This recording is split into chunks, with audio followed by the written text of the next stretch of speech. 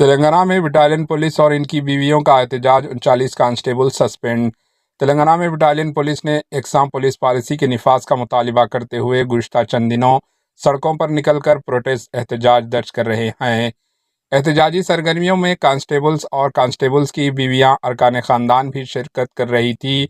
हफ्ते को रियासत के कई मकामात पर कांस्टेबल्स और इनकी बीवियों ने सड़कों पर ज़बरदस्त एहतजाज किया, जिस पर रियासती हुकूमत ने 39 कांस्टेबल्स और हेड कांस्टेबल्स को सस्पेंड कर दिया। Bureau report, H news.